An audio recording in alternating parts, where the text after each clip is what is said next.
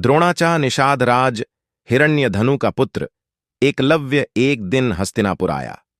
उसने वहां के महान धनुर्विद्या आचार्य कौरव पांडवों के गुरु द्रोणाचार्य के चरणों में दूर से साष्टांग प्रणाम किया।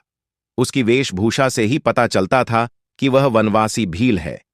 जब द्रोणाचार्य ने उससे आने का कारण पूछा तो एकलव्य ने प्रार्थना की, गुरुदेव, मैं धनुर्विद्या सीखने के लिए आपके चरणों में आया हूं, कृपया मुझे अपना शिष्य बना लें। द्रोणाचार्य असमंजस में पड़ गए।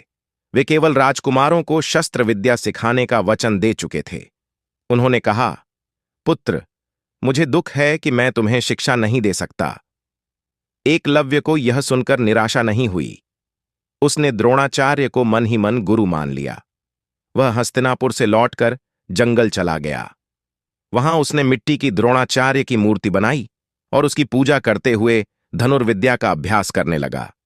उसकी मेहनत और लगन रंग लाई और वह एक कुशल धनुर्धर बन गया। एक दिन द्रोणाचार्य अपने शिष्यों के साथ वन में गए।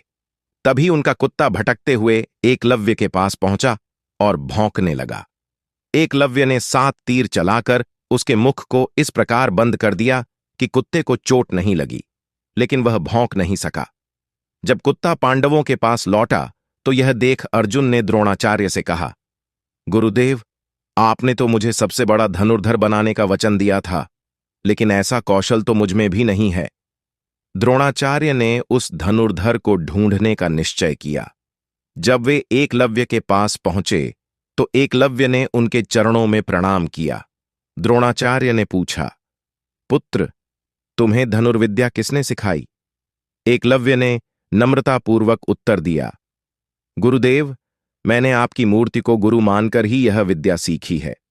द्रोणाचार्य ने कहा, यदि मैंने तुम्हें यह विद्या सिखाई है तो मुझे गुरु दक्षिणा चाहिए। एकलव्य ने प्रसन्न होकर कहा, आज्ञा करें गुरुदेव। द्रोणाचार्य ने कहा, मुझे तुम्हारे दाहिने हाथ का अंगूठा चाहिए। यह सुनकर भी एकलव्य विचलित नहीं हुआ। उसने बिना किसी हिचकिचाहट के अपना अंगूठा काटकर गुरु को भेंट कर दिया। द्रोणाचार्य ने भावुक होकर कहा, पुत्र, तुम्हारी गुरु भक्ति और त्याग का सुयश सदा अमर रहेगा। संसार तुम्हारी भक्ति का यशोगान करेगा। इस प्रकार एकलव्य ने अपनी अद्वितीय गुरु भक्ति का उदाहरण प्रस्तुत किया, जो युगों युगों तक प्रेरणा देता रहेगा।